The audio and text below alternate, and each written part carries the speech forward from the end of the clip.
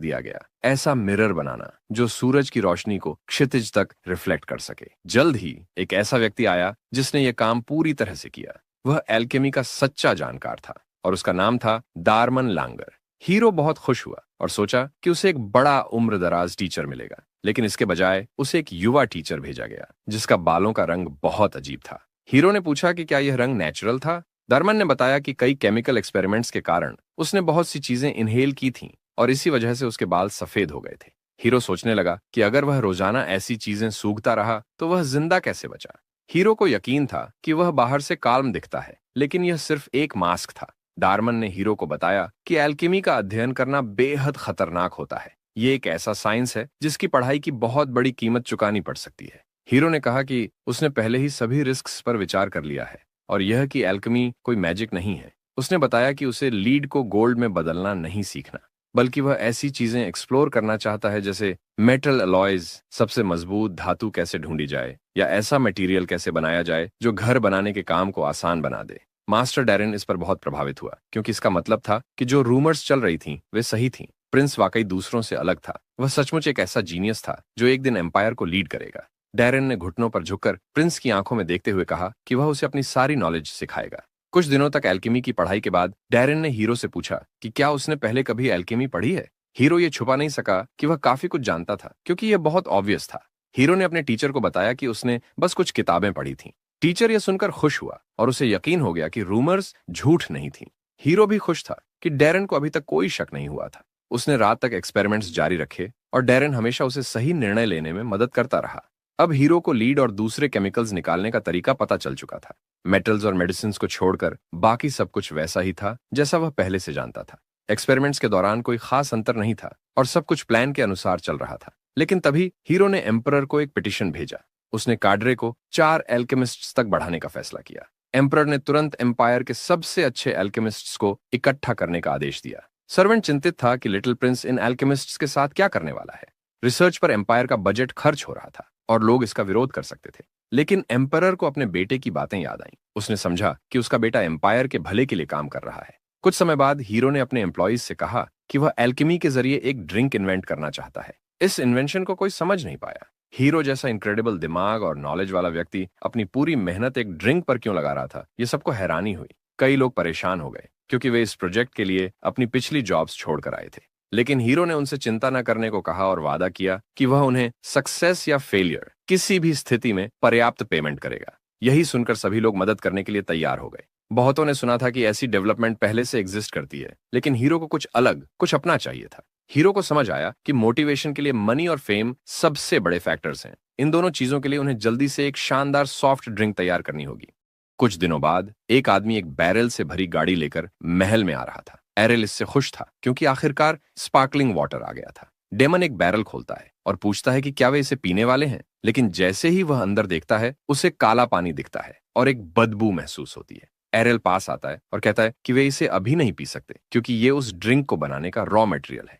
लेकिन जैसे ही एरेल बैरल के अंदर देखता है उसे भी वही बदबू महसूस होती है। एरेल कहता है कि यह काम नहीं कर रहा है और ऐसा कोई तरीका नहीं है कि वे इसे पी सकें। एरेल सारे बैरल चेक करना शुरू करता है और उसे एहसास होता है कि जो पानी आया था वह कंजम्पशन के लिए ठीक नहीं था। फिर वह सबकी तरफ मुड़कर कहता है कि अब कोई और तरीका नहीं बचा है, उन्हें आर्टिफिशियल स्पार्कलिंग वाटर बनाना होगा। ये सुनकर सभी चौंक जाते हैं। एल्केमिस्ट्स कंफ्यूज्ड होकर उन पेपर्स को पढ़ना शुरू करते हैं जो एरेल ने दिए थे। लेकिन एरेल मुस्कुराने लगता है और कहता है कि सिर्फ बेसिक थ्योरीज से क्लूज ढूंढना आसान नहीं होगा। यह सुनकर एल्केमिस्ट्स थोड़े चिंतित हो जाते हैं। एरेल जोर देकर कहता है कि उसे सभी पर पूरा भरोसा है क्योंकि वे सबसे बेस्ट एल्केमिस्ट्स थे, तो वे यह कर सकते हैं। एरेल डेमन के पास जाता है और पूछता है कि वह क्या सोचता है। डेमन थोड़ी चिंता के साथ मुस्कुराता है लेकिन सहमत होता है, यह कहते हुए कि वे किंगडम ऑफ अर्नीशिया के बेस्ट एल्केमिस्ट्स हैं, तो वे इसे कर सकते हैं। एरेल गुनगुनाते हुए दूर चला जाता है और कहता है कि एल्केमिस्ट्स का असली आनंद थियरीज को टेस्ट करना और उन्हें प्रैक्टिस में लाना है,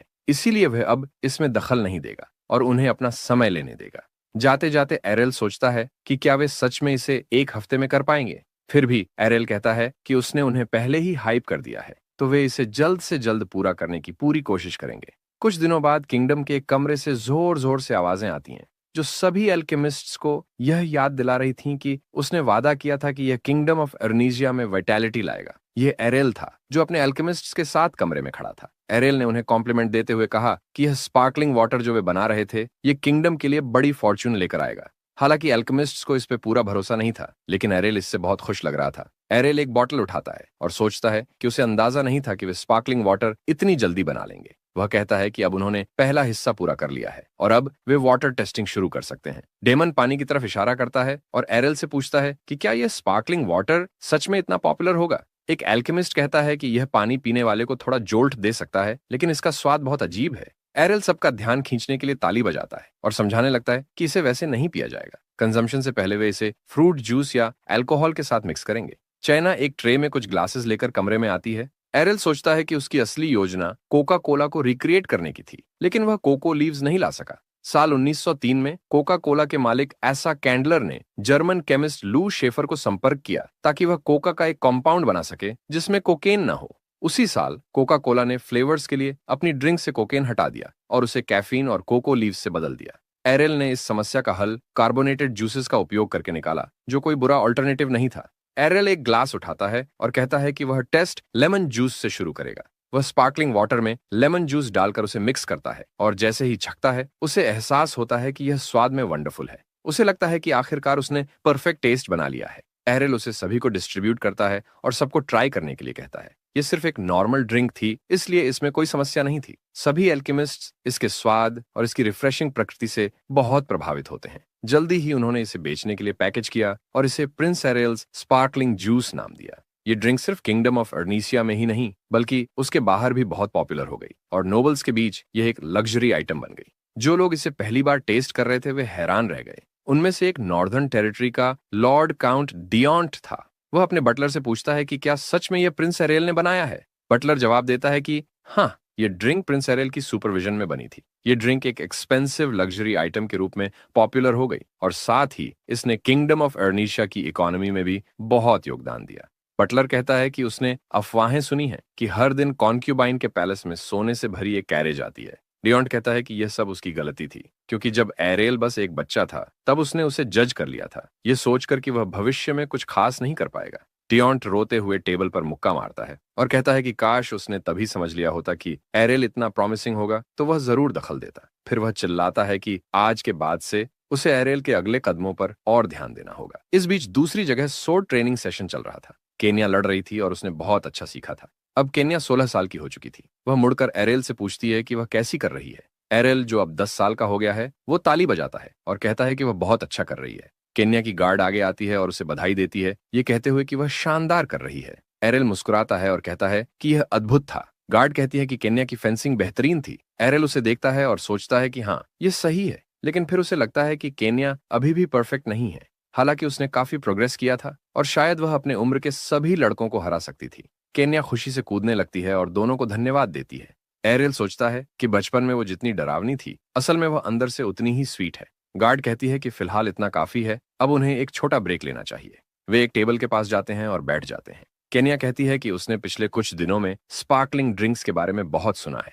वह कहती है कि इसने सिर्फ रॉयल पैलेस की स्थिति को ही नहीं सुधारा, बल्कि पूरे किंगडम ऑफ अर्नीसिया की फाइनेंसेस में भी बड़ा योगदान दिया। एरेल अपने हाथ फैलाता है और मुस्कुराते हुए कहता है कि उसने सिर्फ एक प्रिंस के रूप में अपना कर्तव्य निभाया है। केन्या मुस्कुराती है और एरेल की तरफ देखती है, ये कहते हुए कि इसके अलावा हर कोई यह भी कह रहा है कि वह एक परफेक्ट सन है। सभी मिस लाना से जलते थे। जैसे ही एरेल यह सुनता है, वह चुप हो जाता है और सोचने लगता है कि यह सिर्फ उसकी ड्रिंक प्रोडक्शन की कहानी नहीं थी। उसकी मां लाना एक नोबल फैमिली से थी जो बैंकरप्ट हो चुकी थी और उस समय उनके पास सिर्फ एक छोटा सा टेरिटरी बचा था जिसे वे संभालकर कॉमनर्स की तरह जी रहे थे। जैसे ही एरेल को अपनी मां के परिवार की पूरी कहानी पता चली, उसने ड्रिंक्स की डिस्ट्रीब्यूशन की जिम्मेदारी एनेस्ट परिवार को दी, जो उसके मां का परिवार है, और नतीजे वंडरफुल थे।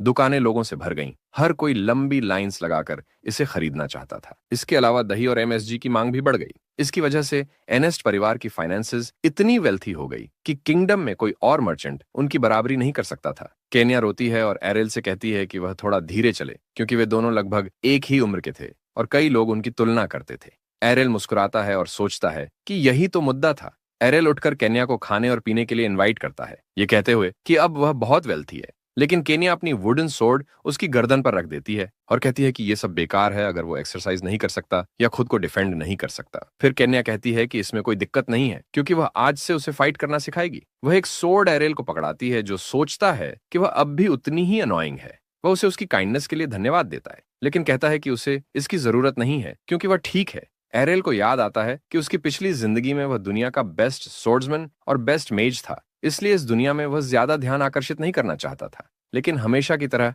आखिर में इससे कोई फर्क नहीं पड़ता। केन्या उस पर हमला करती है जिससे एरेल को मजबूरन फाइट शुरू करनी पड़ती है। केन्या उसे सिखाने की कोशिश कर रही थी, वो समझा रही थी कि उसे ये कैसे करना चाहिए, इसलिए एरेल ने बस इसे स्वीकार कर लिया और इसे करना शुरू कर दिया क्योंकि इस तरह यह जल्दी खत्म हो जाता। एरेल को महसूस हुआ कि वह केन्या की मूवमेंट्स को ठीक से महसूस नहीं कर पा रहा था क्योंकि केन्या का सपना और लक्ष्य अपना खुद का परिवार बनाना और फेंसिंग मास्टर बनना उसे इतनी कमजोर होने के बावजूद इतनी एनर्जी दे रहा था। एरेल सोचता है कि वह केन्या की मदद कर सकता है। फाइट करते समय वह गुप्त रूप से अपनी कुछ एनर्जी उसे दे सकता है ताकि वह और भी स्ट्रांग बन सके। फिर वे कुछ देर तक ट्रेनिंग करते रहते हैं केन्या के गार्ड की सुपरविजन में।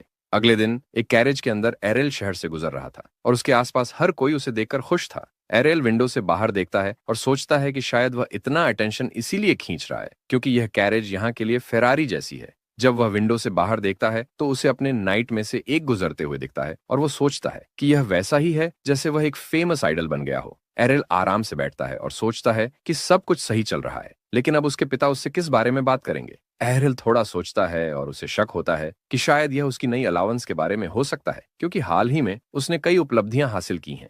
फिर आखिरकार एरेल वहां पहुंचता है और अपने पिता के साथ टेबल पर बैठता है। उसे याद आता है कि पहले वह इस डिनर की शुरुआत में होने वाली चुप्पी से थोड़ा असहज महसूस करता था, लेकिन अब वह इसकी आदत डाल चुका है। एरेल सोचता है कि जब वह यहाँ आ ही गया है तो वो इस शानदार खाने का मजा लेगा क्योंकि वह अब इस तरह के खाने का आदी हो चुका है। हाल ही में वह कई रिपोर्ट्स के कारण यहाँ कई बार आ चुका था, लेकिन जैसे ही वह खाना शुरू करता है उसके पिता अचानक पूछते हैं कि क्या उसने गवर्नमेंट में कोई ऑफिशियल पोजीशन लेने के बारे में सोचा है। यह सुनकर एरेल के मुंह में खाना अटक जाता है क्योंकि उसे इसकी बिल्कुल भी उम्मीद नहीं थी। आखिरकार वह पल आ ही गया। थियरल कहता है कि यह थोड़ा जल्दी है, लेकिन एरेल की कई उपलब्धियों को देखते हुए अगर वह यह पद स्वीकार कर लेता है तो कोई विरोध नहीं करेगा। थियरल पूछता है कि एरेल इस बारे में क्या सोचता है और क्या उसने कोई पोजीशन के बारे में सोचा है। एरेल हल्का सा शर्मिंदा होते हुए मुस्कुराता है और कहता है कि उसने इस विषय के बारे में ज्यादा नहीं सोचा क्योंकि उसका असली मकसद इस जीवन में बस मजे करना और अच्छा खाना खाना है। फिर वह चाय का एक कप उठाता है और सोचता है कि उसे शांत हो जाना चाहिए।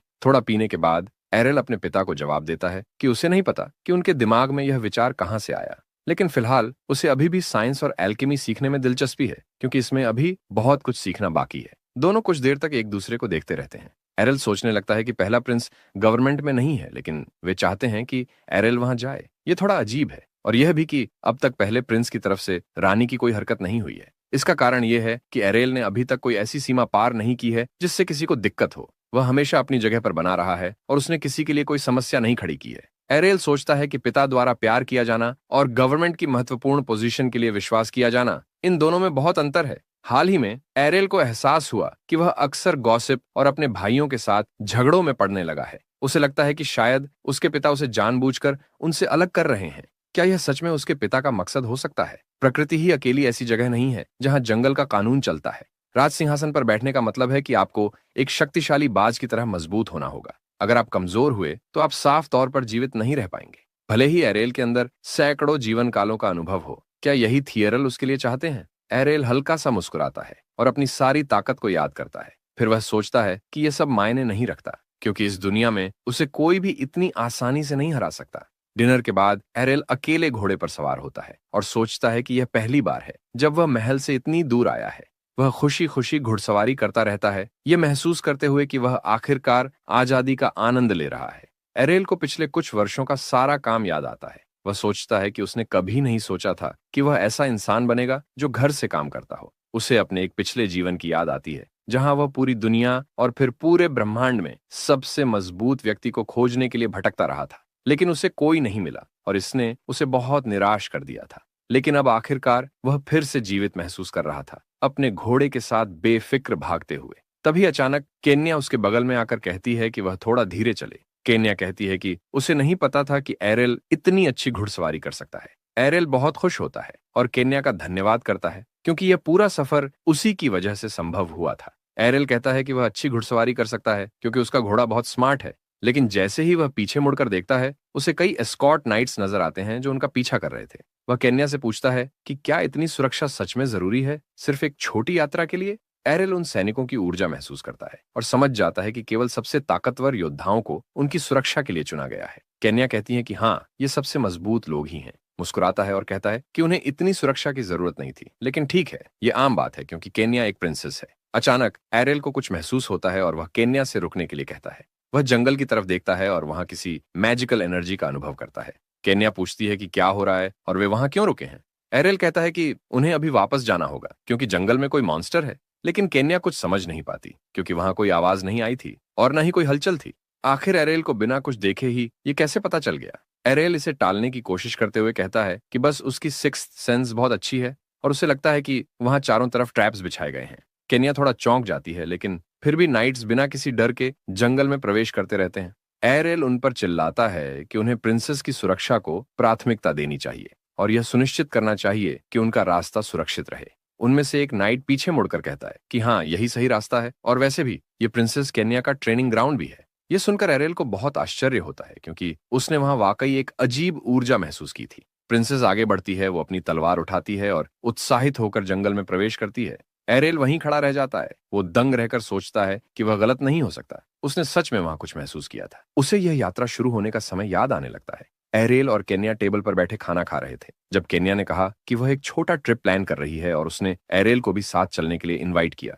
एरियल इस बारे में सोचता है, लेकिन केन्या जोर देकर कहती है कि उसे यहाँ सारा समय काम करते हुए बोरियत हो रही होगी। केन्या कहती है कि उसे हमेशा शिकार करना और नई एडवेंचर्स का अनुभव करना पसंद रहा है, तो एरियल सहमत हो जाता है। जैसे ही वे वहां से रवाना होते हैं, केन्या उससे पूछती है कि क्या यह ज्यादा मजेदार नहीं है। एरियल उसे देखता है और सोचता है कि यह तो असली टॉर्चर है क्योंकि वे गार्ड्स से घिरे हुए हैं और बहुत धीरे धीरे यात्रा कर रहे हैं। वह मुस्कुराते हुए उसे देखती है और कहती है कि उसे पता था कि वह जरूर आएगा, भले ही यह सिर्फ ट्रेनिंग के लिए ही क्यों ना हो, क्योंकि उसे उस पर पूरा भरोसा है। केन्या जोर देकर कहती है कि उसे चिंता करने की जरूरत नहीं है क्योंकि वह किसी भी स्थिति में उसकी रक्षा करेगी। एरियल थोड़ा खुश महसूस करता है और सोचता है कि प्रिंसेस केन्या में कुछ बहुत खास है।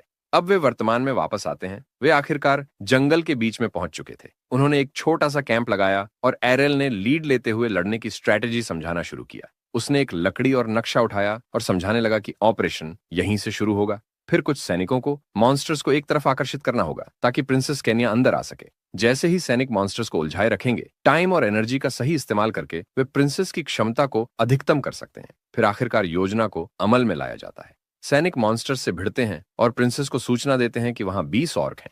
केन्या अपनी तलवार को मजबूती से पकड़ती है और बिना किसी डर के लड़ाई में कूद जाती है, तेजी से ऑर्क पर हमला करते हुए। एरियल बस देखता रहता है और सोचता है कि यह असंभव है कि केन्या अपने पहले असली ट्रेनिंग सेशन में एक ऑर्क से लड़ सके, लेकिन वह सच में बहुत मजबूत साबित हो रही है। वह अपनी स्किल्स का सही उपयोग कर रही थी और उसका धैर्य कमाल का था। उसके पूरे शरीर से बहादुरी और आत्मविश्वास झलक रहा था, जिससे सब लोग प्रभावित हो गए। नाइट्स प्रिंसेस की शानदार लड़ाई का जश्न मनाते हैं। ये ट्रेनिंग कुछ दिनों तक चलती रही। रात में कैंप के पास केन्या और एरियल आग के पास बैठे थे। एरियल उससे पूछता है कि क्या वह ठीक है और कहीं वो थकी हुई तो नहीं है, लेकिन वह तुरंत जवाब देती है कि वह बिल्कुल ठीक है और वो और लड़ना चाहती है। हालांकि एरियल उसे चेतावनी देता है कि जरूरत से ज्यादा मेहनत करना अच्छा नहीं होता, क्योंकि जब इंसान थका हुआ होता है या उसका ध्यान भटक जाता है तो गलतियां होने की संभावना बहुत बढ़ जाती है। एरियल को याद आता है कि वह भी पहले ऐसा ही था, लगातार लड़ाई के लिए उत्सुक, और इसी गलती के कारण उसने अपना जीवन खो दिया था। केन्या खाना खाती है और कहती है कि यह बहुत अच्छा है। एरियल उसे खुशी से देखता है और सोचता है कि अब केन्या सच में एक 16 साल की लड़की की तरह मुस्कुरा रही है। एरियल उसे देखता है और पूछता है कि वह इतनी मजबूत क्यों बनना चाहती है। केन्या थोड़ा उदास हो जाती है और कहती है कि वह एक प्रिंसेस है और कभी कभी यह बहुत दर्दनाक होता है। चाहे वह कितनी भी ट्रेनिंग कर ले, कोई भी उससे खुश नहीं होता। सबको लगता है कि यह बस एक फेज है और जल्द ही वह यह सब छोड़ देगी और वही करेगी जो एक प्रिंसेस को करना चाहिए, एक ऐसे इंसान से शादी करना जिससे वह कभी मिली भी नहीं, सिर्फ राज्य की भलाई के लिए। केन्या अपना सिर झुका लेती है, साफ तौर पर इस बारे में दुखी होकर। एरियल बस उसे देखता है और सोचता है कि अनफॉर्चुनेटली पॉलिटिकल मैरिज इस एरिस्टोक्रेटिक सोसाइटी में एक सामान्य बात है। दोनों एक दूसरे को देखते हैं और एरियल सोचता है कि यह वही उम्र होती है जब ये सब शुरू हो जाता है, जहां उन्हें राजनीतिक कारणों से किसी से सगाई करनी पड़ती है। केन्या अपना सिर उठाती है और कहती है कि उसे इस तरह की जिंदगी से नफरत है, इसलिए उसने प्रिंस एरियल की तरह जीने का फैसला किया। यह सुनकर एरियल हैरान और उलझन में पड़ जाता है। केन्या आगे बोलती है और समझाती है कि एरेल ने अपनी पसंद की चीजें करके राज्य के लिए बहुत सारा पैसा कमाया और उसके काम को पहचान भी मिली। केन्या जोर देकर कहती है कि यही चीज वह भी चाहती है। वह चाहती है कि लोग उसे उसके काम और उसकी असली क्षमताओं के लिए पहचाने। वह कैनचेस्टर फैमिली में अपनी स्किल्स के जरिए योगदान देना चाहती है, न कि किसी अजनबी से शादी करके। वह मुस्कुराती है और कहती है कि वह अपनी डेस्टिनी खुद तय करेगी। एरेल मुस्कुराता है और ऊपर देखते हुए कहता है कि अगर यही उसकी इच्छा है तो वह सच में अपनी डेस्टिनी खुद चुन सकेगी। केन्या मुस्कुराती है और कहती है कि वह भी ऐसा ही करेगी, ठीक उसकी तरह। एरेल कहता है कि वे कल वापस लौटेंगे, और जैसा केन्या ने कहा था, यह सच में एक बेहतरीन ट्रिप था। उसे खुशी थी कि वह इसका हिस्सा बना। लेकिन जैसे ही वह यह कह रहा था, अचानक उनके पीछे आकाश में एक विशाल पंखों वाली चीज गुजरती है। अगले दिन अभी भी जंगल में एक ऑर्क पेड़ से लिपटकर जोर से चिल्लाता है और उसे उखाड़ फेंकता है, केन्या से लड़ने के लिए, जो अपनी पूरी ताकत से लड़ रही थी। नाइट्स घबरा जाते हैं, क्योंकि वापसी के रास्ते पर भी केन्या ऑर्क का शिकार करना बंद नहीं कर रही थी। अब वे सोचने लगे थे कि उसे कोई रोक नहीं सकता, यहां तक कि छिपे हुए ऑर्क भी उससे बच नहीं पा रहे थे। लेकिन एरेल उसे रुकने को कहता है, क्योंकि उन्हें समय पर लौटना था। केन्या शिकायत करती है, लेकिन उसकी बात मान लेती है। एरेल कहता है कि आसपास अब और ऑर्क नहीं बचे, तो अब लड़ने के लिए कुछ नहीं है। वह सहमत हो जाती है और यात्रा जारी रखने के लिए तैयार होती है। जैसे ही केन्या अपने घोड़े के पास पहुंचती है, उसे कुछ अजीब लगता है। एरेल कहता है कि घोड़ा घायल तो नहीं है, लेकिन वो बहुत थका हुआ लग रहा है, इसलिए अभी इसे सवारी के लिए इस्तेमाल करना मुश्किल होगा। वह केन्या को अपने घोड़े पर साथ चलने का इनवाइट करता है, ताकि वे एक साथ आगे बढ़ सकें। इस बीच एक नाइट पास आती है और कहती है कि वह घोड़े को मेजेस के साथ आराम से ले आएगी।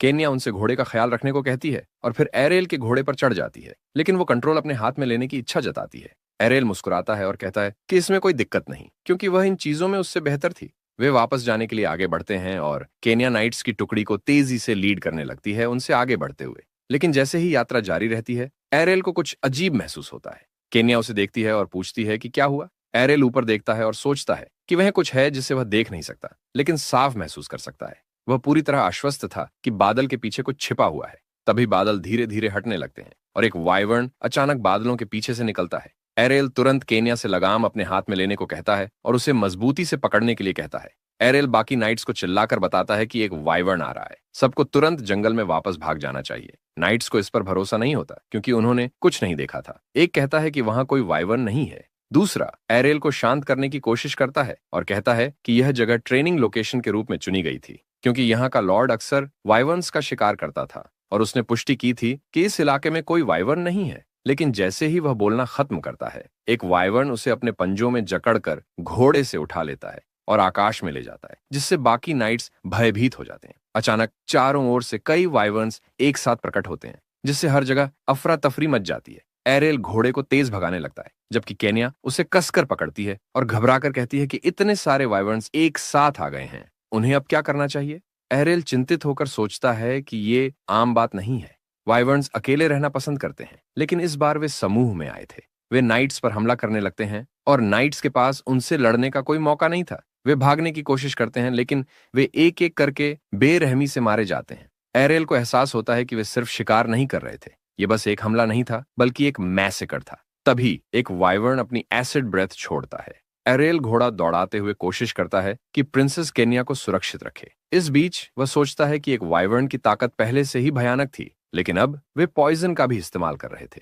केन्या अपने गार्ड्स को मरते हुए देखती है, जो बिना कोई लड़ाई किए ही खत्म हो गए थे। वह चीख पड़ती है। जब सभी गार्ड मारे जा चुके होते हैं, तो अब वाइवर्न्स एरेल और केन्या का पीछा करने लगते हैं। एरेल केन्या से कहता है कि वो पीछे न देखे और उसे कसकर पकड़ ले। एक वाइवर्न उन पर एसिड ब्रेथ छोड़ता है, लेकिन तभी मेजेस अचानक प्रकट होते हैं और केन्या और एरेल की रक्षा करने की कोशिश करते हैं।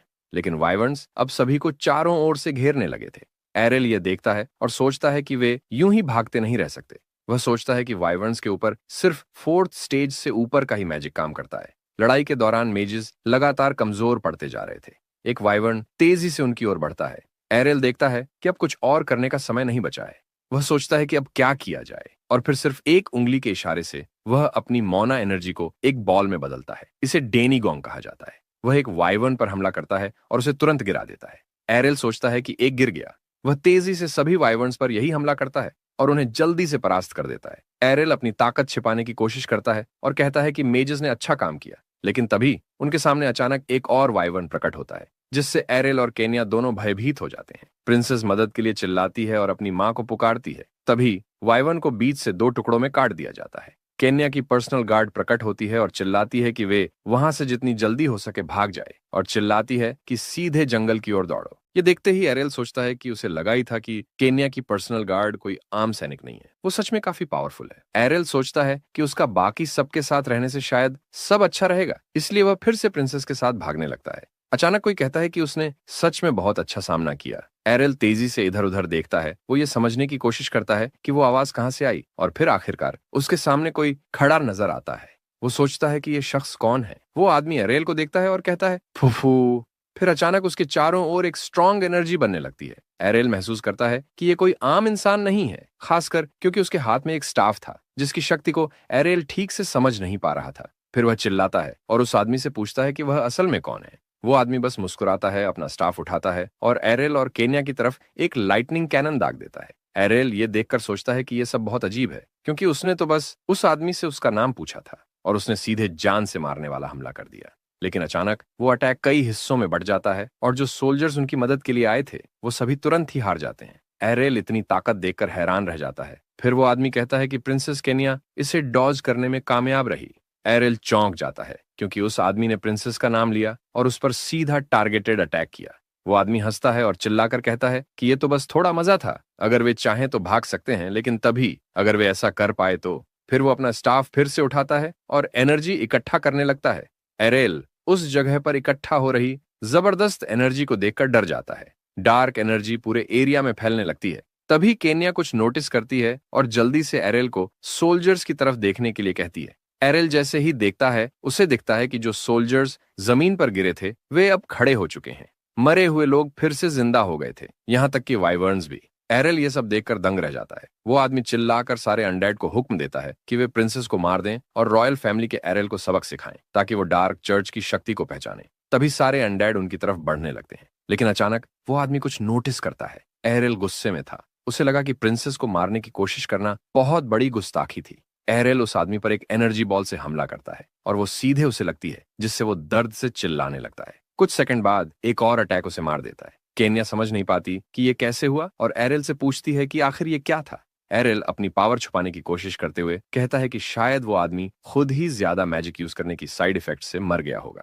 लेकिन अनडेड अब भी वहीं थे। केन्या की पर्सनल गार्ड उन्हें जल्दी से जंगल की ओर भागने के लिए कहती है। केन्या पूछती है कि अगर वो मेज मर चुका है तो भी अनडेड क्यों अटैक कर रहे हैं। एरिल कहता है कि शायद वो स्पेल थोड़ी देर तक एक्टिव रहेगा। फिर वो चिल्लाता है कि उन्हें अभी बाकी सबको छोड़कर यहां से निकलना चाहिए। आखिरकार वे किसी तरह बचकर जंगल पहुंच जाते हैं। केन्या एरिल से पूछती है कि क्या सोल्जर्स ठीक होंगे। एरिल जवाब देता है कि चूंकि वो मेज मर चुका था, अनडेड ज्यादा देर तक टिक नहीं पाएंगे। शायद सोल्जर्स उन्हें ढूंढने ही वाले होंगे, इसीलिए केन्या को चिंता करने की जरूरत नहीं है। एरिल लकड़ियों से आग जलाने की कोशिश करता है। केन्या हैरान होकर कहती है कि उसने तो सोचा था कि एरिल बस एक प्रिंस वाले काम करता है, फिर उसने आग जलाना कहाँ सीखा।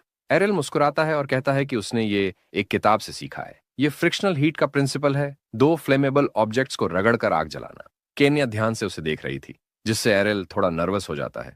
वह आसानी से अपनी मोना यूज करके आग जला सकता था, लेकिन केन्या उसे देख रही थी, इसलिए वह ऐसा नहीं कर सकता था। उसके हाथ दर्द करने लगे थे, लेकिन आखिरकार आग जल उठती है, जिससे प्रिंसेस इम्प्रेस हो जाती है। आग के पास बैठकर केन्या दुखी होकर कहती है कि ये सब उसकी गलती थी। अगर उसने ट्रेनिंग पर जाने की जिद न की होती तो ये सब नहीं होता। एरिल उसे सांत्वना देने की कोशिश करता है और कहता है कि ये बस एक एक्सीडेंट की तरह था, इसमें उसकी कोई गलती नहीं थी। केन्या एरिल से पूछती है कि क्या उसे डर नहीं लगा था जब वे वहां थे। एरिल कुछ देर रुकता है और सोचता है कि वह पिछले कुछ महीनों से बहुत मैच्योर तरीके से बर्ताव कर रहा है। फिर वह दिखावा करने लगता है कि हाँ, उसे डर लगा था, लेकिन एक प्रिंस होने के नाते उसे सही से बर्ताव करना था। वह कहता है कि उसे यह सहना पड़ा, लेकिन वाइवन्स बहुत डरावने थे। केन्या यह सुनकर समझ जाती है कि वो सच में डरा हुआ था। फिर वह अपना हाथ एरिल के हाथ पर रखती है और उसे धन्यवाद देती है। वो कहती है कि अगर वह उसके साथ न होता तो यह दिन बहुत बुरा साबित होता। एरिल केन्या को देखने लगता है और वो चीजें नोटिस करता है जो उसने पहले नोटिस नहीं की थी, क्योंकि उसे तो बहुत डर लगा होगा। केन्या, जो कांप रही थी और शॉक में थी, एरिल को थैंक यू बोल रही थी। उसे एहसास होता है कि वह अंदर से पूरी तरह टूट चुकी होगी, क्योंकि जो लोग उसे एस्कॉर्ट कर रहे थे उन्होंने उसी के सामने अपनी जान गंवा दी। रॉयल फैमिली के मेंबर्स हमेशा खतरे में रहते हैं, लेकिन केन्या के लिए यह पहली बार था जब उसने इस तरह की चीजें महसूस किया, तो उसके लिए इसे एक्सेप्ट करना आसान नहीं था। केन्या एरिल के बहुत पास बैठ जाती है और उसे गले लगा लेती है। जैसे ही उसने उसे हक किया, एरिल को लगा कि उसे केन्या को सेफ रखने पर फोकस करना होगा जब तक वे वापस नहीं लौट जाते। तभी अचानक वे देखते हैं कि आसमान में एक वाइवर्न और एक ग्रिफिन लड़ रहे हैं। केन्या पूछती है कि वे इतनी रात को क्यों लड़ रहे हैं। एरिल कहता है कि लगता है कि उस क्लिफ पर ग्रिफिन का नेस्ट है और वाइवर उसके चूजे को पकड़ने की कोशिश कर रहा था। वाइवर ग्रिफिन की गर्दन पर काट लेता है, जिससे उसकी ताकत कम हो जाती है। वह क्लिफ से टकराकर नीचे गिरने लगता है। एरिल तुरंत केन्या का हाथ पकड़कर उसे वहां से भागने को कहता है। ग्रिफिन जमीन पर बहुत जोर से गिरता है, जिससे धूल का एक बड़ा गुब्बार उठता है और केन्या और एरिल को कुछ भी साफ दिखाई नहीं देता। जैसे ही धूल हटती है, एरिल देखता है कि वाइवर्न उड़ चुका है, जैसे कि उसने उनकी कपड़ों से वाइवर्न के खून की गंध महसूस कर ली हो। जैसे ही एरिल साइड में मुड़ता है, उससे एहसास होता है कि केन्या गायब हो गई है। वह सामने देखता है तो पाता है कि वह ग्रिफिन के पास घुटनों के बल बैठी हुई है। एरिल दौड़ता हुआ उसके पास जाता है और चिल्लाता है कि वह उससे दूर हट जाए, क्योंकि यह खतरनाक हो सकता है। लेकिन केन्या कहती है कि कोई दिक्कत नहीं है, क्योंकि ग्रिफिन मर चुका है। केन्या ग्रिफिन को देखकर अफसोस जताती है और पूछती है कि अब इसके शरीर का क्या किया जाए। एरिल उसे देखता है और पूछता है कि क्या वह इसे दफनाने के बारे में सोच रही है सिर्फ इसीलिए कि यह अनफॉर्चुनेट है। लेकिन केन्या कहती है कि ऐसा नहीं है। वह तो ग्रिफिन के चूजे के बारे में बात कर रही थी, क्योंकि यह साफ था कि ग्रिफिन उसे बचाने के लिए अपनी आखिरी सांस तक लड़ता रहा। एरिल पूछता है कि अब वह क्या करने वाली है। एरिल सोचता है कि सिर्फ एक ही ऑप्शन है, और भले ही यह थोड़ा क्रूर लगे, लेकिन उन्हें प्रकृति को उसके हिसाब से चलने देना चाहिए। तभी केन्या खुशी से उछलकर चिल्लाती है कि वे इसे पालने वाले हैं। यह सुनकर एरिल हैरान रह जाता है। जब केन्या और एरिल इस बारे में बात कर रहे होते हैं, तभी उनके बॉडीगार्ड और कुछ सोल्जर्स वहां पहुंचते हैं। बॉडीगार्ड केन्या और एरिल को देखकर खुश होती है और कहती है कि वह बहुत रिलीव्ड है कि वे दोनों सुरक्षित हैं। केन्या मुस्कुराती है और कहती है कि आखिरकार वे सब पहुंच गए और वह सबको देखकर बहुत खुश है। बॉडीगार्ड बताती है कि लड़ाई बहुत भयानक थी, लेकिन जब विजर्ड मारा गया और अनडेड स्पेल खत्म हुआ, तब और कोई नहीं मरा। जैसे ही बॉडीगार्ड केन्या के हाथ में छोटा ग्रिफिन देखती है, वह डर जाती है और पूछती है कि क्या यह सच में एक ग्रिफिन है। एरिल कहता है कि वे सही समय पर पहुंचे हैं और उनसे कुछ करने के लिए कहता है, ताकि केन्या इस ग्रिफिन को पालने का विचार छोड़ दे। लेकिन बॉडीगार्ड कहती है कि दुर्भाग्य से वे ऐसा नहीं कर सकते। केन्या अपने ग्रिफिन को पकड़कर मुस्कुराती है। घटना के एक हफ्ते बाद सब कुछ नॉर्मल हो गया था, सिवाय एक चीज के। वह ग्रिफिन एरिल के बेड पर कूद जाता है, जिससे वह डर कर जाग जाता है। अब प्रिंसेस केन्या ने सच में ग्रिफिन को बचा लिया था और वह उसे पाल रही थी। अब उसका नाम फ्लाई था। एरिल फ्लाई को उठाता है और कहता है कि वह उसके साथ रहते हुए चैन से सो नहीं सकता, लेकिन फ्लाई उदास चेहरा बना लेता है। एरिल उसे अपनी गोद में रखता है और मुस्कुराते हुए कहता है कि वह उससे लड़ाई नहीं करेगा, क्योंकि वह बहुत प्यारा और अच्छा बच्चा है। फिर हम उस दिन पहुंच जाते हैं। एरिल लीड लेता है और टीम से कहता है कि वे प्रिंसेस केन्या को सेफ जगह ले जाएं, ताकि वह थोड़ा आराम कर सके, जब तक कि वह ये एरिया क्लीन कर सके, ताकि ग्रिफिन की बॉडी दूसरी बीस्ट्स को आकर्षित न करे। गार्ड इस बात से सहमत हो जाता है और जैसे ही सब वहां से हटकर रात का कैंप लगाने लगते हैं, एरिल अपनी तलवार निकालता है और ग्रिफिन के सीने को चीरकर उसका मैजिक कोर निकालता है। इससे एरिल उस ग्रिफिन के चूजे को टेम कर सकता था, जिसे प्रिंसेस केन्या पालना चाहती थी। अब तक सब कुछ सही जा रहा था। तभी एरिल को एहसास होता है कि कोई आ रहा है। वह देखता है कि केन्या भागती हुई आ रही है और चिल्लाकर फ्लाई को बुला रही है कि वह आ गई है। जैसे ही फ्लाई प्रिंसेस केन्या को देखता है, वह उसकी तरफ उड़कर जाने लगता है। जब फ्लाई केन्या के साथ खेलने लगता है, तभी एक गार्ड एरिल के पास आता है और बताने लगता है कि पूरे किंगडम में हर जगह इस मामले की जांच हो रही है। एक ऑर्डर डार्क चर्च के खिलाफ जारी किया गया है, वही ग्रुप जिसने प्रिंसेस केन्या पर अटैक किया था। वह यह भी बताता है कि उन्होंने इन्फॉर्मेशन देने वालों के लिए इनाम भी रखा है और जल्द ही कुछ नया सामने आ सकता है। एरिल इस बात से थोड़ा इरिटेटेड होकर गार्ड से कहता है कि डार्क चर्च ही अकेली नहीं है जो किंगडम के खिलाफ है। एरिल थोड़ी देर के लिए रुकता है और सोचता है कि क्या वह जरूरत से ज्यादा मटेरियल वेल्थ को लेकर ऑब्सेस्ड था।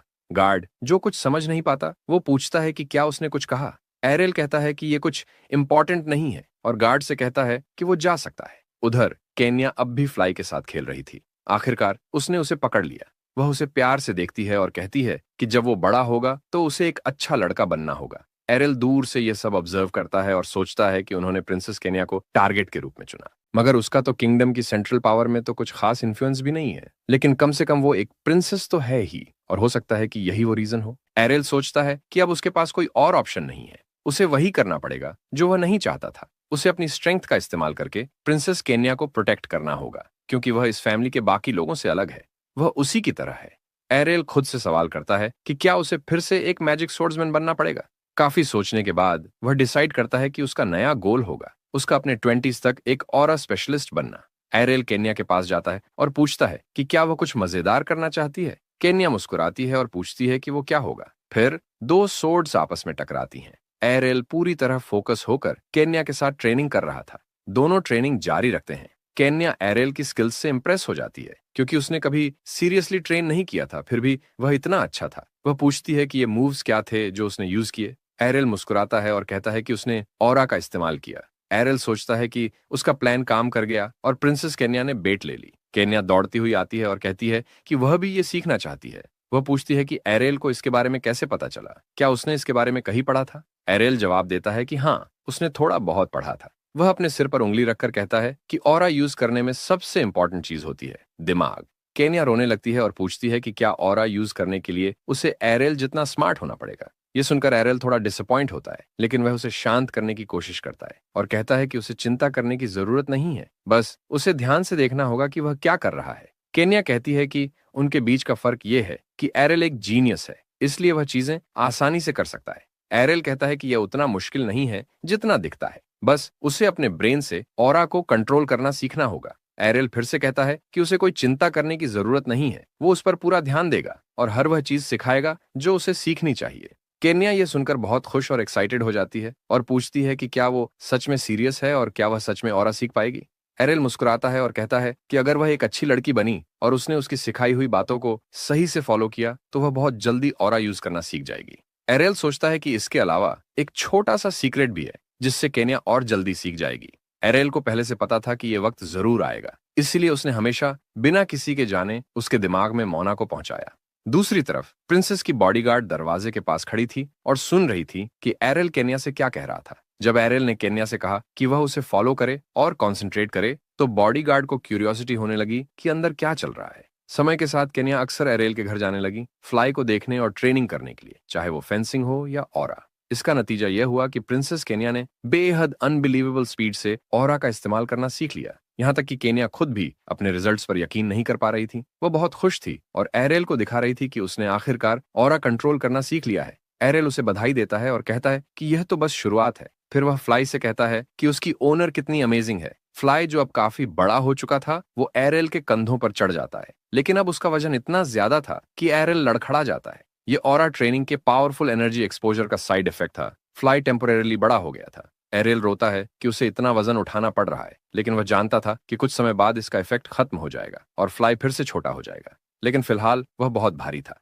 फ्लाई उड़ने लगता है और एरियल को पकड़ लेता है। एरियल इस मौके का फायदा उठाते हुए केन्या से कहता है कि उसने जो कुछ हासिल किया है वह सिर्फ पहला कदम है। अब उसे और ज्यादा ट्रेन करना होगा, क्योंकि जितनी ज्यादा मोना उसके पास होगी उतना ही आसान होगा ऑरा की स्ट्रेंथ और मूवमेंट को कंट्रोल करना। एरियल कहता है कि केन्या भविष्य में फ्लाई पर सवार होकर अपनी पूरी ताकत से ऑरा यूज कर सकेगी। केन्या मुस्कुराती है और कहती है कि एरियल की इमेजिनेशन तो बहुत जबरदस्त है, लेकिन एरियल जमीन पर पैर पटककर जोर देता है कि यह कोई मजाक नहीं है, वह सच में सीरियस है। केन्या दौड़कर फ्लाई के पास जाती है और उससे पूछती है कि क्या उसे लगता है कि एरियल सच बोल रहा है, क्या उन्हें इस पर यकीन करना चाहिए। एरियल बस दोनों को देखता है और सोचता है कि यह दिन उससे जल्दी आ जाएगा जितना केन्या सोच रही है। अचानक दरवाजा खुलता है और कोई कहता है, हिज मैजेस्टी आ चुके हैं। केन्या और एरियल यह देखकर शॉक्ड रह जाते हैं, ये सोचते हुए कि राजा खुद यहाँ क्यों आए हैं। एरियल को लगता है कि जरूर कुछ हो रहा है, क्योंकि जो कुछ वह जानता था उसके मुताबिक उसके पिता उत्तर में तैयारियों में बहुत बिजी थे, तो वह यहाँ सिर्फ फ्रेश एयर लेने तो नहीं आए होंगे। एरियल अपने पिता का अभिवादन करता है। राजा कहते हैं कि उन्होंने सुना है कि हाल ही में एरियल को फेंसिंग का शौक हो गया है। एरियल जवाब देता है कि हाँ, लेकिन इसके अलावा भी वह बहुत कुछ करता है। फेंसिंग के अलावा वह कई एक्सपेरिमेंट्स पर भी काम कर रहा है। एरियल जोर देकर कहता है कि वह फ्लाई को टेम कर रहा है ताकि उन्हें फ्यूचर में बॉर्डर के डिफेंस के लिए इस्तेमाल किया जा सके। उसके पिता कहते हैं कि वह समझते हैं, लेकिन एरियल थोड़ा वरीड है क्योंकि उसके पिता का एक्सप्रेशन बदल गया था। ऐसा लग रहा था कि वह संतुष्ट हैं। एरियल सोचता है कि उसके पिता जरूर इस बात को लेकर एंग्शियस होंगे, क्योंकि अब तक उसने जिस चीज में भी डेडिकेशन दिखाई है उसमें उसे शानदार रिजल्ट्स और अचीवमेंट्स मिले हैं। अचानक गार्ड्स कुछ लेकर आते हैं और सबके सामने रख देते हैं। केन्या और एरियल यह देखकर हैरान रह जाते हैं। एरियल सोचता है कि यह क्या है। थियरल एरियल की तरफ देखता है और कहता है कि यह उसका है। वह एरियल को इसे पास से देखने के लिए बुलाता है और जोर देकर कहता है कि यह दुनिया में यूनिक है, यह खास तौर पर उसके लिए बनाई गई है। लाना, जो थोड़ा वरीड थी, वो कहती है कि एरियल अभी इतनी बड़ी सोर्ड के लिए बहुत छोटा है। थियरल लाना से सहमत होता है, लेकिन वह कहता है कि उसने ये सोर्ड अपने बेटे के लिए लाई है, लेकिन अभी यूज करने के लिए नहीं लाई है। हालांकि क्योंकि एरियल इसका ओनर है, उसे कम से कम इसे छूना तो चाहिए। लेकिन जब दोनों बात कर रहे थे तभी एरियल ने एफर्टलेसली सोर्ड उठा ली, जिससे उसके माता पिता दोनों इंप्रेस हो गए। एरियल मुस्कुराता है और पूछता है कि क्या अब उसे अपनी फेंसिंग प्रैक्टिस करनी चाहिए। थियरेल इसे गर्व से देखता है और सोचता है कि उसने कभी इमेजिन भी नहीं किया था कि एरेल, जिसे मार्शल आर्ट्स का कोई टैलेंट नहीं था,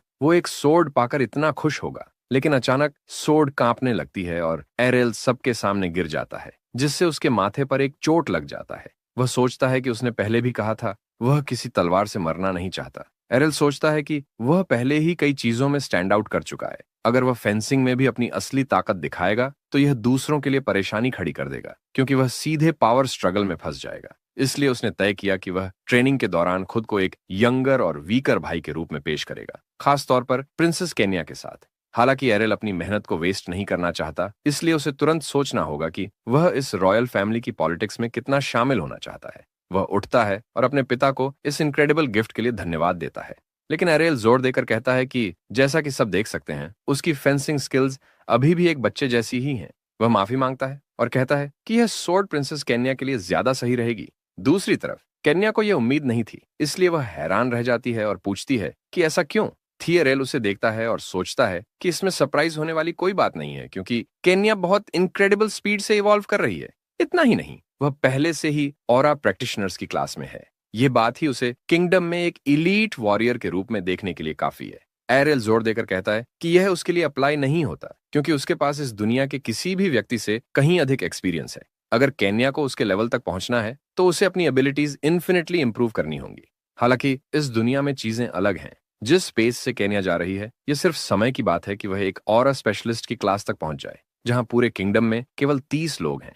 केन्या की डेवलपमेंट इतना रिमार्केबल है कि अगर नाइट्स को पता चले तो वे भी शॉक्ड रह जाएंगे। यही कारण है कि उसे ये सोर्ड मिलनी चाहिए। एरेल सोर्ड केन्या को दे देता है। थियरेल उनकी तरफ चलता हुआ आता है और कहता है कि वह सच में समझता है कि एरेल का क्या मतलब था, लेकिन इसमें एक छोटी सी कंडीशन है। थियरेल प्रिंसेस केन्या को फाइट के लिए बुलाता है। वह देखना चाहता है कि क्या वह सच में इस सोर्ड की एबिलिटीज के काबिल है। केन्या ये सुनकर डर जाती है। एरेल अपने पिता के इस एटीट्यूड से शॉक्ड रह जाता है, ये सोचते हुए कि उनके पिता आखिर कर क्या रहे हैं। हालांकि एरेल को याद आता है कि उनके पिता हमेशा से ऐसे ही थे। एरेल बार बार जोर देकर कहता है और वो केन्या से कहता है कि वह उन्हें दिखाए कि वह सोर्ड से क्या कर सकती है। वह जोर देता है कि उसे सिर्फ एक बार हमला करना है, उसे चिंता करने की जरूरत नहीं है। केन्या अब भी घबराई हुई थी, क्योंकि उसे ठीक से समझ नहीं आ रहा था कि उसे क्या करना चाहिए। एरेल यह देखकर सोचता है कि केन्या का नर्वस होना नॉर्मल है। आखिरकार उनके पिता राजा हैं। एरेल उसकी मदद करने की कोशिश करता है। वह प्रिंसेस केन्या की पीठ पर हाथ रखता है और कहता है कि सब ठीक है। उसे इस मौके का फायदा उठाना चाहिए और दिखाना चाहिए कि उसने अब तक क्या सीखा है। केन्या अब भी डरी हुई थी, लेकिन वह गहरी सांस लेती है। एरेल स्माइल करता है और उसे थम्स अप देता है, ये सोचते हुए कि केन्या को थियरेल पर अपने दिल की पूरी ताकत से वार करना चाहिए। केन्या शांत हो जाती है और कहती है कि ठीक है। दोनों तैयार होते हैं और एक दूसरे का सामना करते हैं। थियरेल बहुत इंप्रेस होता है और कहता है कि प्रिंसेस की पोस्चर बाकी नाइट्स से अलग है और पूछता है कि क्या उसने इसे खुद बनाया है। एरेल को क्यूरियोसिटी होती है कि उसके पिता सिर्फ देखकर ही ये कैसे समझ गए। केन्या थोड़ी देर तक थियरेल को घूरने के बाद अपनी सोर्ड उठाती है और कहती है कि उसके पिता को फाइट के दौरान उसे गाइड करना चाहिए। केन्या कंटेस्ट की शुरुआत करती है और अपने पिता पर तेजी से हमला करती है। धूल का एक बड़ा बादल उठता है, जिससे चारों ओर कुछ भी साफ नहीं दिखता। लाना देख नहीं पाती और पूछती है कि ये क्या हो रहा है। एरेल फाइट को देखकर सोचता है कि यह बहुत ज्यादा स्मूथ चल रहा है, क्योंकि प्रिंसेस केन्या की इन्नेट स्ट्रेंथ और हाई परफॉर्मेंस मोना की वजह से उसकी स्पीड आम लोगों की आंखों से भी ओझल हो चुकी है। केन्या पूरी तरह फोकस और डिटर्मिनेशन के साथ आगे बढ़ती रहती है, बिना किसी हेजिटेशन के। एरेल उसे चीयर करता है, लेकिन वो थोड़ा परेशान भी होता है, क्योंकि प्रिंसेस का पहला अटैक उसके पिता के सिर की ओर था। एरेल समझ नहीं पाता कि जब सोर्ड सिर्फ कुछ इंचेस दूर है, तब भी थियरेल इसे खुशी से क्यों देख रहा है। एरेल को यह फादर डॉटर कंटेस्ट काफी डरावना लगता है। पल भर में थियरेल अपनी सोर्ड से डिफेंड करता है, जिससे जबरदस्त इंपैक्ट और तेज हवा के झोंके उठते हैं। केन्या अपने पिता की स्ट्रेंथ और स्पीड देखकर हैरान हो जाती है, और थियरेल को भी यह देखकर आश्चर्य होता है कि केन्या इस लेवल तक पहुंच चुकी है, क्योंकि उसका अटैक बहुत हैवी था। थियरेल उसे पीछे फेंक देता है, जिससे वह जमीन पर गिर जाती है, और कहता है कि यहां तक कि नाइट्स का लीडर भी उससे लड़ते हुए इतनी ज्यादा ऑरा एमिनेट नहीं करता। यह सच में काबिले तारीफ है कि इतनी छोटी सी केन्या में इतनी क्षमता है। जमीन पर पड़ी केन्या अपना हाथ अपने कंधे पर रखती है और कहती है कि यह पूरी तरह से सही नहीं है, उसे अभी बहुत लंबा सफर तय करना है। थियरेल एरेल के पास जाता है और कहता है कि उसने सुना है कि प्रिंसेस केन्या की सारी फेंसिंग ट्रेनिंग उसी ने दी है, और पूछता है कि क्या यह सच है। एरेल स्पीचलेस हो जाता है, क्योंकि उसे इस सवाल की उम्मीद नहीं थी। वह बात को टालने की कोशिश करता है और कहता है कि यह कुछ खास नहीं था, बस उसकी थियोरी ने इफेक्ट दिखाया। एरेल समझाने लगता है कि उसके रिसर्च के अनुसार current fencing style princess Kenya के लिए सही नहीं थी। सब कुछ इस ओर इशारा कर रहा था कि उसमें ऑरा एबिलिटी के लिए नेचुरल टैलेंट था, इसलिए उसने सिर्फ थोड़ी गाइडेंस दी। केन्या और थियरेल चुपचाप ये सुनते हैं। ये सब सुनने के बाद थियरेल कहता है कि अगर यह सच है तो इसे बाकी लोगों को भी सिखाया जा सकता है। एरेल नाखुश हो जाता है और सोचता है कि उसके पिता की असली मंशा यही थी, स्पेशलिस्ट क्लास ऑनरा नाइट्स की मास प्रोडक्शन करना। वह ट्रेनिंग मेथड को नाइट्स तक फैलाकर एक ऐसी अजेय आर्मी बनाना चाहते हैं जिसे कोई और देश मैच न कर सके। एरेल सोचता है कि यह सही नहीं होगा, इसलिए वह अपने पिता के सामने झुककर माफी मांगता है और कहता है कि अगर वह उम्मीद कर रहे हैं कि बाकी नाइट्स को भी प्रिंसेस केन्या जैसा रिजल्ट मिलेगा तो यह मुश्किल होगा। प्रिंसेस केन्या जन्म से ही एक्सेप्शनल टैलेंट के साथ थी और चूंकि एरेल ने बचपन से उसके हर मूवमेंट को क्लोजली ऑब्जर्व किया था, इसलिए वह उसकी ग्रोथ को इस मुकाम तक ला सका। थियरेल इस जवाब से नाखुश होता है, लेकिन वो कहता है कि वह समझ गया। एरेल इसे छिपाने की कोशिश करता है और सोचता है कि सच कहें तो वह किसी के लिए भी सही ट्रेनिंग मेथड निकाल सकता है और उन्हें परफेक्ट गाइड कर सकता है, लेकिन यह उसके लिए बहुत ज्यादा मेहनत होगी। साथ ही वह यह भी नहीं चाहता कि वो पूरा दिन किसी और आदमी की मसल्स को ऑब्जर्व करता रहे। फिर एरेल सोचता है कि पूरी तरह से अपने पिता को निराश करना सही नहीं होगा, इसलिए वह कहता है कि भले ही बाकी लोगों के लिए ट्रेनिंग उतनी इफेक्टिव ना हो जितनी केन्या के लिए थी, फिर भी उन्हें मजबूत बनाया जा सकता है। एरेल यह भी कहता है कि एक छोटी सी बात और है, वह सिर्फ रॉयल फैमिली के सदस्यों के लिए यह कर सकता है। वह सोचता है कि भले ही वह उन्हें तेजी से ग्रो न करवा सके, लेकिन सही ट्रेनिंग मेथड्स देना ही काफी होगा। थियरेल यह सुनकर थोड़ा सोचता है और फिर कहता है कि वह समझ गया। एरेल महसूस करता है कि उसके पिता ने उसकी असली वजह को समझ लिया है, क्योंकि बाकी नोबल्स राजा के लिए भूखे भेड़ियों जैसे हैं और अगर यह सीक्रेट मेथड शेयर किया गया तो यह केवल समस्याएं खड़ी करेगा। एरेल मुस्कुराता है और सोचता है कि बाकी नोबल्स को मजबूत बनाने की कोई जरूरत नहीं है। थियरेल एरेल से कहता है कि वह समझ गया और वो उसकी इस रिक्वेस्ट का सम्मान करेगा, तो यह सीक्रेट मेथड सिर्फ रॉयल लाइनेज तक सीमित रहेगा। एरेल सोचने लगता है कि यह मेथड अब रॉयल फैमिली की पीढ़ी दर पीढ़ी चलने वाली विरासत बन जाएगी। ऐसा लग रहा है कि एरेल की सीक्रेट डायरी अब एक नेशनल ट्रेजर बनती जा रही है। एरेल को यह काफी एम्बैरेसिंग लगता है, लेकिन असल में उन्हें ही कड़ी ट्रेनिंग करनी होगी, तो बस थोड़ा इंतजार करो। कुछ महीनों बाद जब मेड्स वहां से गुजर रही थीं, उन्होंने एक जोरदार आवाज सुनी। ये थियरेल था, जो पूरी तरह पसीने में भीगा और हैरान था। उसके चारों ओर सब कुछ तहस नहस हो चुका था। वह खुद भी चौंक गया, क्योंकि उसकी मेथड सच में काम कर रही थी। वह आखिरकार एक पीक स्पेशलिस्ट के स्तर तक पहुंचने लगा था। जैसे ही एक मेड ने थियरेल की सोर्ड उठाई, वह सोचने लगा कि यह सब उसके बेटे एरेल की वजह से ही हुआ है। उसने ये सब स्क्रैच से बनाया था, लेकिन दुर्भाग्य से वह खुद इसे इस्तेमाल नहीं कर सकता, क्योंकि उसका शरीर बहुत कमजोर है। थियरेल सोचता है कि पूरे किंगडम में सबसे ज्यादा एरेल को इसकी जरूरत है। एक फादर और किंग होने के नाते उसे कुछ करना ही होगा। कुछ समय बाद एरेल के घर में वह अचानक चौंक कर चिल्लाता है, क्योंकि उसके पिता ने उसके लिए एक्सक्लूसिव नाइट्स भेजे थे। वह आदमी मुस्कुराते हुए कहता है कि कई नाइट्स ने एरेल का एस्कॉर्ट बनने की पेशकश की थी। सभी बेहद प्रतिभाशाली थे और किंग ने खुद उन्हें चुना था। उस व्यक्ति ने टेबल पर कागजों का एक ढेर रखा। एरेल जल्दी जल्दी पेपर्स देखने लगता है और सोचता है कि ये सभी प्रतिष्ठित परिवारों से हैं। कुछ साल पहले वे उसे देखना भी पसंद नहीं करते थे। वह नाम और डॉक्यूमेंट्स देखते हुए सोचता है कि अब लोगों की उसके बारे में राय कितनी बदल गई है। वह फिर से बैठ जाता है और खाना खाते खाते सोचता है कि ऐसा लगता है कि सक्सेस के बिना ऐसी प्रिविलेज नहीं मिलती। सच कहा जाए तो उसकी स्किल्स इतनी अच्छी हैं कि उसे किसी गार्ड की जरूरत नहीं। अब तक कोई ऐसा इंसान नहीं मिला जो उसे हरा सके, लेकिन वह अपनी असली ताकत दिखाने का कोई इरादा नहीं रखता, क्योंकि भविष्य में कोई पुरानी घटना फिर से हो सकती है। प्रिंसेस केन्या खड़ी होती है, वो पेपर्स पढ़ती है और कहती है कि एरेल सच में अद्भुत इंसान है। एरेल कुछ पेपर्स उठाकर अपने बटलर से पूछता है कि क्या वह सच में कोई भी 3 नाइट्स चुन सकता है। बटलर भागते हुए जवाब देता है, हाँ, लेकिन किंग ने कहा कि अगर वह चाहे तो वो सारे ले सकता है। एरेल को यह बिल्कुल पसंद नहीं आता और कहता है कि उसे इतने लोगों की जरूरत नहीं है। डॉक्यूमेंट्स देखते हुए वह सोचता है कि एक इंटरव्यूअर बनना इतना बुरा नहीं है। उसे सभी की क्षमताओं के साथ साथ उनके व्यक्तित्व का भी ध्यान रखना होगा। वह एक एक शीट को ध्यान से देखता है और सोचता है कि उसे सही चुनाव करना चाहिए। 3 नाइट्स और 3 नाइट्सेस में से वह बिना किसी संदेह के तीनों नाइट्सेस को चुनेगा। वह पेपर्स हाथ में लेकर जोर से हंसने लगता है, जिससे बटलर और केन्या कुछ भी समझ नहीं पाते। अचानक एरेल मेज पर चढ़ जाता है। वो पेन हाथ में लेकर कहता है कि वह इंटरव्यू शुरू करने के लिए तैयार है, लेकिन जैसे ही वह शुरू करता है उसे थोड़ा डर लगने लगता है, क्योंकि यह वैसा नहीं था जैसा उसने सोचा था। एरेल अपनी कुर्सी पर हिलते हुए सभी को हेलो कहता है। सभी एक साथ जोर से जवाब देते हैं, जिससे वह और भी घबरा जाता है। वह अंदर ही अंदर रोने लगता है। जितने बेहतरीन ये नाइटेसेस लग रही थीं, वे पूरी तरह से उसकी कल्पना से अलग थीं। उनमें से एक को कुछ अजीब लगता है और वह पूछती है कि क्या एरेल ठीक है, क्या कुछ गड़बड़ है। वह जल्दी से जवाब देता है कि सब कुछ ठीक है, उन्हें बिल्कुल भी चिंता करने की जरूरत नहीं है। एरेल सोचता है कि वह ये नहीं दिखा सकता कि वह इससे नाखुश है, क्योंकि इन लोगों ने अपनी जिंदगी समर्पित कर दी और बेहोश होने तक ट्रेनिंग की ताकि वे बेहतरीन नाइट असिस्ट बन सकें। वह गहरी सांस लेता है और सोचता है कि अब उसे सेल्फिश होना बंद करना होगा। फिर वह खड़ा होकर कहता है कि अब इंटरव्यू शुरू करने का समय आ गया है। वह सभी को देखता है और सोचता है कि वे सभी काफी मजबूत लग रहे हैं। उनमें से एक बोलती है कि उसने भी वॉलंटियर किया था। एरेल उसे देखता है और महसूस करता है कि वह बहुत बड़ी है। वह चौंक जाता है क्योंकि उसके पास तो किंग से भी ज्यादा मसल्स हैं। वह सोचता है कि अगर उसे एक बॉडीगार्ड चाहिए तो यह सही चुनाव होगा। लेकिन तभी उसकी नजर एक और उम्मीदवार पर पड़ती है जो आम नाइट जैसी नहीं लग रही थी। उसकी ऑरा किसी नोबल लेडी जैसी थी जो बाकी सभी से अलग थी।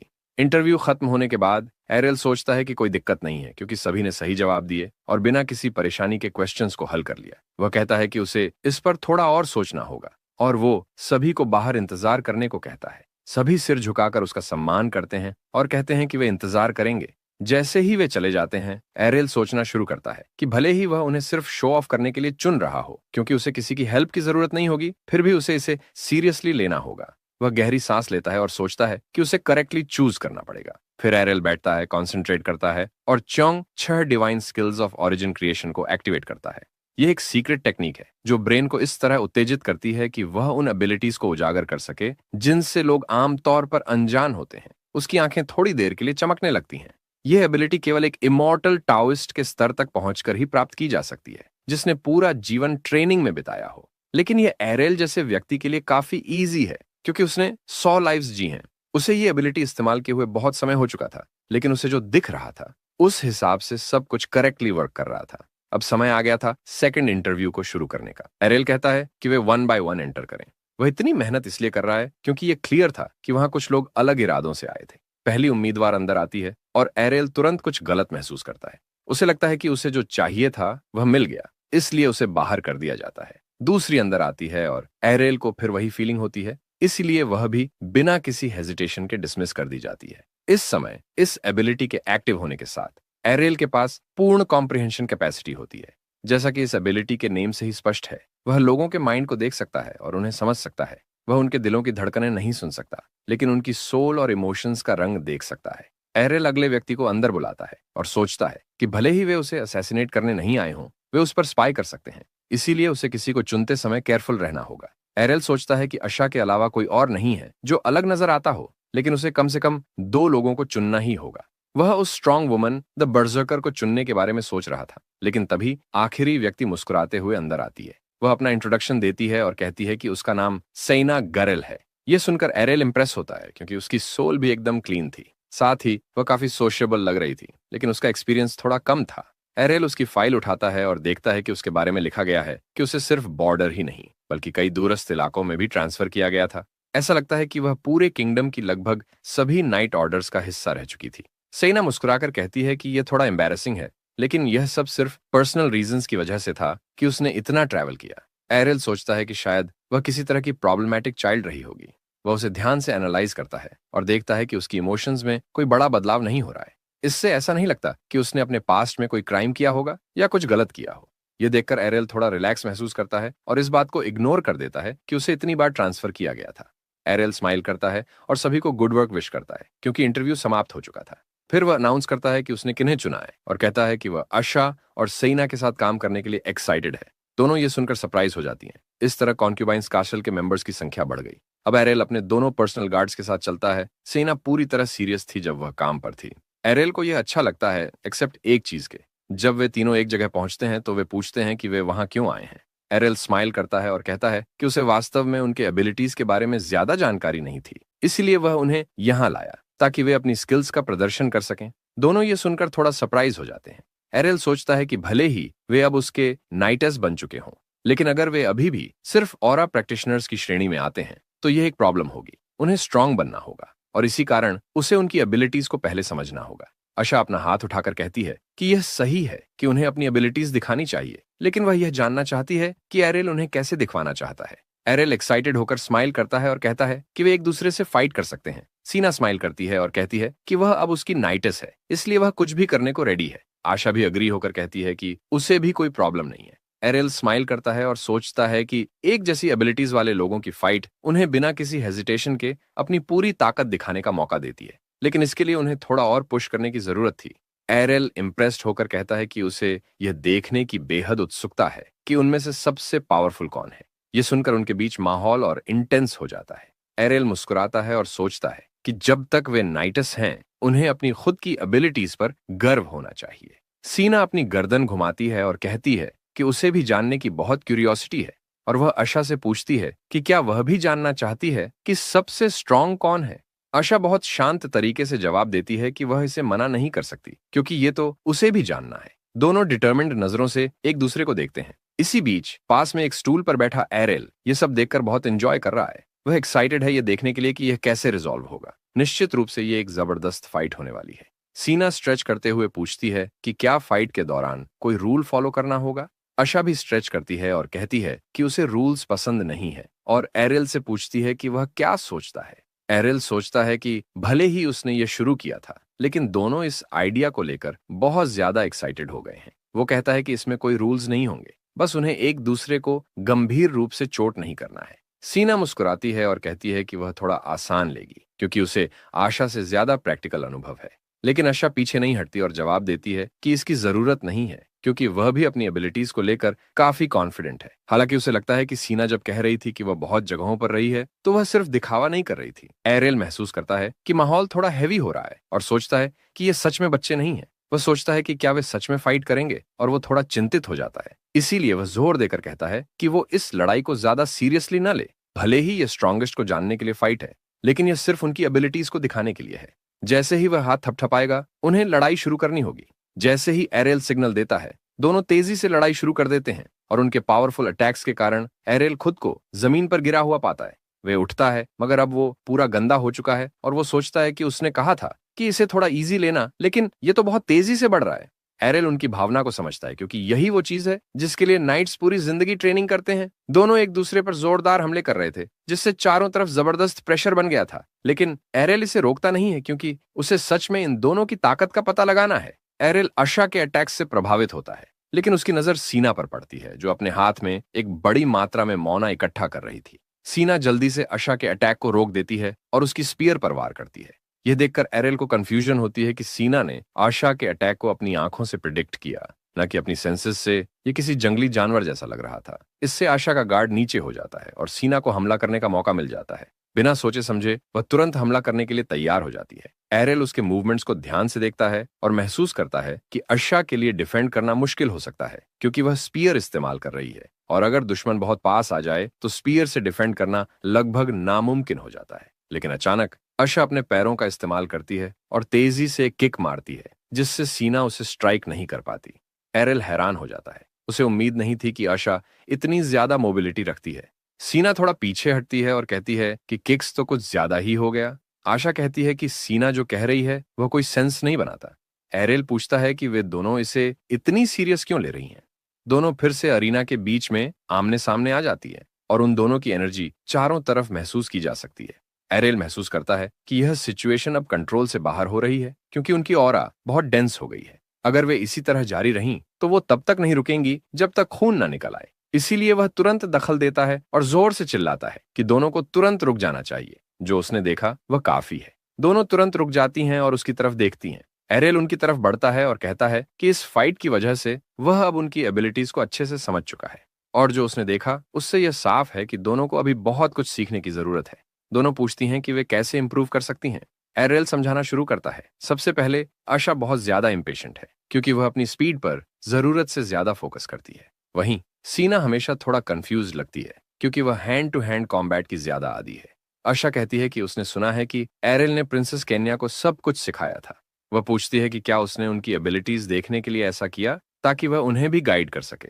एरेल सोचता है कि केन्या ने सच में बहुत अच्छा किया। वह ऑरा स्पेशलिस्ट बन गई, और यहाँ तक कि रॉयल नाइट्स में भी उसकी बहुत प्रसिद्धि है। एरियल जवाब देता है कि हाँ, बिल्कुल। अब जब वे उसकी पर्सनल बॉडीगार्ड्स बन गई हैं, तो उन्हें और ज्यादा स्ट्रांग बनना होगा। या फिर क्या वे ऐसा नहीं चाहती? आशा कहती है कि इसे मना करने का तो सवाल ही नहीं है। सीना थोड़ी शर्मिंदा होकर कहती है कि वह बस एरेल को परेशान नहीं करना चाहती थी। एरेल मुस्कुराता है और कहता है कि उन्हें चिंता करने की जरूरत नहीं। यह उसके लिए कोई परेशानी नहीं है, बल्कि उसके बॉडीगार्ड्स को मजबूत बनाना उसके लिए एक जरूरी काम है। एरेल वहां से आगे बढ़ता है और जोर से कहता है कि जब तक वे उसके साथ हैं, उन्हें और भी ज्यादा स्ट्रांग बनना होगा। इसलिए एरेल का एक्सक्लूसिव नाइट स्पेशल ट्रेनिंग अब